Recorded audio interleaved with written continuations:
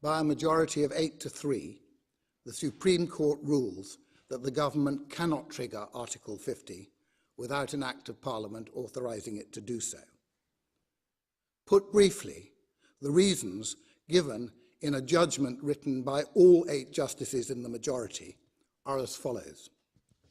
Section 2 of the 1972 Act provides that whenever EU institutions make new laws, those new laws become part of UK law.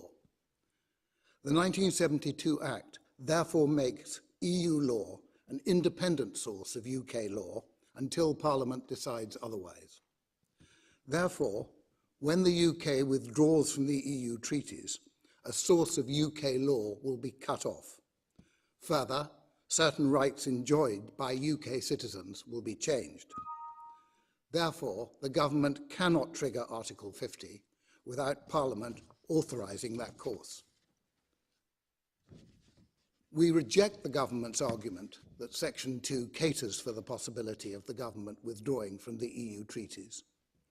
There is a vital difference between changes in UK law resulting from changes in EU law, and those are authorised by Section 2, and changes in UK law resulting from withdrawal from the EU treaties. Withdrawal affects a fundamental change by cutting off the source of EU law as well as changing legal rights. The UK's constitutional arrangements require such changes to be clearly authorised by Parliament, and the 1972 Act does not do that. Indeed, it has the opposite effect. The referendum is of great political significance, but the Act of Parliament which established it did not say what should happen as a result. So any change in the law to give effect to the referendum must be made in the only way permitted by the UK Constitution, namely by an Act of Parliament. To proceed otherwise would be a breach of settled constitutional principles stretching back many centuries.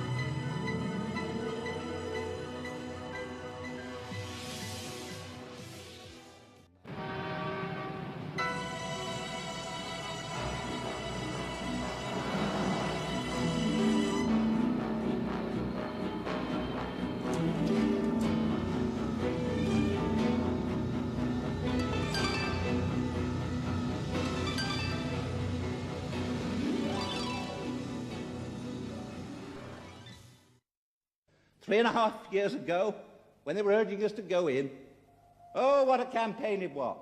You've got to get in to get on, was the slogan of that day.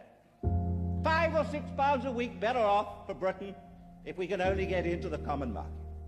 All the goodies were spread out, and Donald Stokes of Leyland buying one-page advertisements saying, all we need is a great domestic market of 250 million, and we will sweep Europe. You know what has happened, and this is the one significance of the trade figure. I'm not arguing who cares about the actual details of the size of it. That doesn't matter, it's the trend. The trend. 3 years ago, 4 years ago, we were almost in balance with the common market countries. What's happened since? 500 million down in 72, 1,000 million in 73, 2,000 million in 74, running now at the rate of 2,400 million this year. Don't you see what that's going to do to the prosperity of this country? You can't go on borrowing that. And you You add to that the burdens I mentioned a moment ago, and we are under great threat. We're in peril at the present time, and the country must know. Therefore, now what do they say? What is the message that comes now? No longer to tell the British people about the goodies that lie there. No longer that. That won't wash, will it? Because the evidence will no longer support it. So the message that comes out is fear, fear, fear.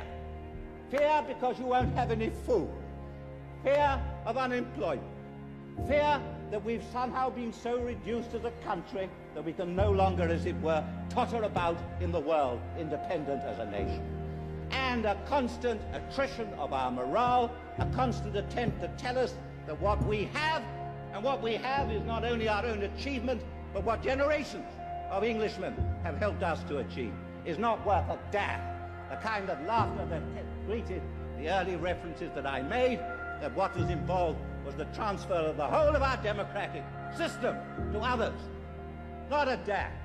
Well, I tell you what we now have to face in Britain, what the whole argument is about, now that the fraud and the promise has been exposed. What it's about is basically the morale and the self-confidence of our people. We can shape our future. We are 55 million people. If you look around the world today, I listened to Gough Whitlam and his 14 million Australians, and he trades heavily with Japan. I'm very fond of the Australians.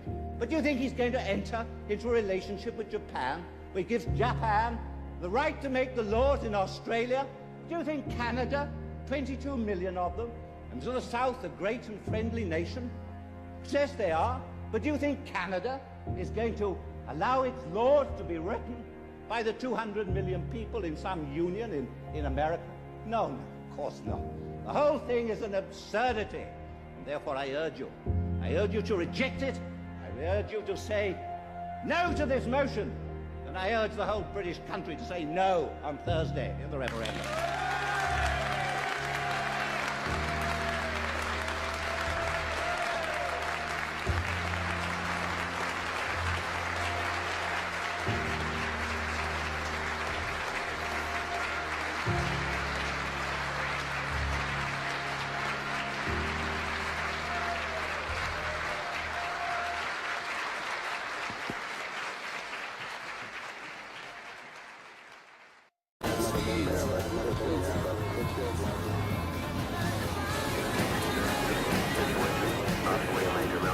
Major Mill.